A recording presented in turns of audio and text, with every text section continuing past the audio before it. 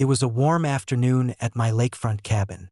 My wife and I were enjoying coffee on the dock, the water shimmering like glass in the sun. Everything felt peaceful until I received a call from a concerned neighbor. "Karen's HOA built a resort on your lake?" the neighbor whispered. "Gazebos, cabanas, even a pool. And you weren't notified." I frowned, then laughed softly. "Well, that's ambitious. And completely illegal." Karen's HOA had overstepped every boundary imaginable. Without consent, permits, or ownership rights, they'd constructed a full-fledged resort on my private lake property. Their audacity was staggering. I drove down to inspect. There it was: colorful umbrellas, rented lounge chairs, a floating dock for kayaks, even a small cafe. Karen strutted around, clipboard in hand, convinced she had conquered the lake. "Stop right there," I called, walking toward the property. Karen turned, shocked. You can't." "Actually, I can," I said calmly. "I own this lake, the surrounding land, and all rights to the water and shoreline. Every structure you built, without permission, illegal." Karen blinked. We thought the HOA had authority." "Authority over what isn't yours is irrelevant," I said. "Now, let me show you something even better."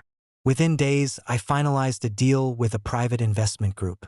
By the end of the week, the entire lake, including every dock, gazebo, and lounge chair Karen had so arrogantly installed, was sold for billions. The HOA had no claim, no say, and no recourse. Karen's face went pale when she received the notice. We own nothing? But the resort," she stammered. I smiled faintly.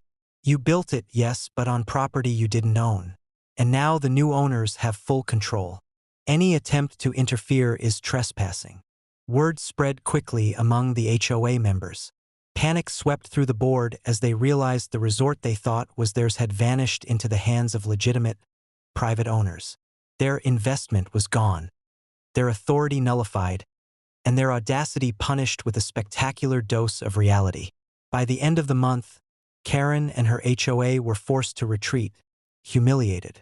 The lake was fully private again, under the control of the new owners, and every attempt to reclaim or enforce HOA rules was met with swift legal action. From that day forward, my wife and I returned to the lake in peace. The water sparkled, the docks were quiet, and the chaos caused by Karen's overreach became a story whispered among neighbors as a cautionary tale. Because sometimes the best way to deal with an overreaching HOA is simple. Let them overplay their hand, then leverage ownership and legal authority to teach them a lesson in humility, while profiting in the process. And on my lake, the rules are simple. Trespassers, HOA overreach, and arrogance are met with consequences. Sometimes, very lucrative ones. Karen learned the hard way. Building without permission is costly, especially when the property belongs to someone else, and that someone else isn't afraid to play for billions.